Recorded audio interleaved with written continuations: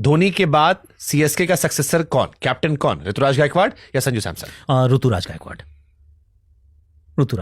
संजू सैमसन मुझे तो ऐसा लग रहा है actually, first time I am saying it अभी, कि हो सकता है कि अगर इसलिए कह रहा हूँ कि मतलब फॉर्मली अभी साइन नहीं हुआ है at the time of recording, Sanju Samson in CSK means कि धोनी हो सकता है कि इस सीजन में पूरे मैच भी ना खेले।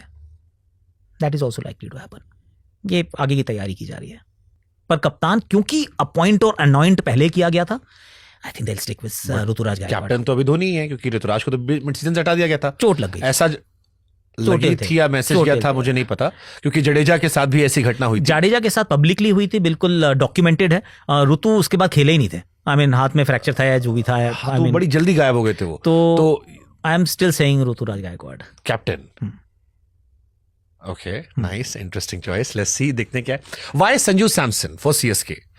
There was a Rishabh Pant, there was KL Rahul जो विकेट कीपर के तौर पे थे, देयर माइट बी अ न्यू गाय जिस पे आप इन्वेस्ट करते। व्हाई संजू सैमसन? जबकि इंडियन टीम में चॉइस के लिए अगर आप वैसे नाम देखो या आईपीएल के हिसाब से, सो ऋषभ पंत, केएल राहुल का नाम ज्यादा बड़ा आता है। जी, see I think they miss the बस।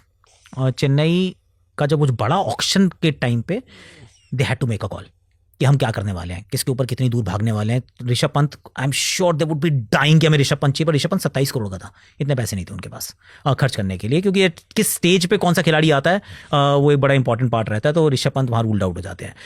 KL Rahul was an interesting choice. 13-14 crore में मिल रहे थे केएल राहुल। अभी चर्चा चली दिल्ली में से वो केकेआर जा सकते हैं। केएल राहुल, सीएसके ने क्यों दिलचस्पी नहीं दिखाई? Which is a strange one, कि केएल राहुल मेरे विचार में एक अच्छी उनकी सोच हो सकती थी, पर may be they were thinking कि ऋतुराज को तो हमने पहले ही अपॉइंट करके, क्योंकि बड़ी ऑप्शन से पहले ऋतु वाज द रिटेन्ड गाय, ऋतु उनके थे वो नेक्स्ट जो बनने वाले हैं। दोनों एक जैसे ओपनर क्या चाहिए हमको, दोनों एक तरीके की बैटिंग करते हैं, सिमिलर स्टाइल ऑफ बैटिंग, क्या जरूरत है या नहीं है, सो दे लेट हिम गो। पर वो दे मिस द बस। संजू अवेलेबल ही नहीं थे, संजू को राजस्थान ने रिटेन किया हुआ था, ऋषभ पंत 27 करोड़ में गए थे तो वो भी अवेलेबल नहीं थे। ईशान किशन एक और ऑप्शन हो सकते थे, जिनको अगर आप विकेट कीपर के तौर पे देख रहे हैं। Again I think they miss the bus there. उन्हें लग रहा था कि धोनी अभी शायद 2-3 साल और खेलेंगे, साइकिल पूरा निकाल कर जाएंगे, क्योंकि किसी और, या फिर डेवन कॉनवे वो काम कर जाएंगे, क्योंकि उनके लिए ऑलरेडी खेलते हुए अच्छा करते हुए आ रहे थे और कीपर भी हैं।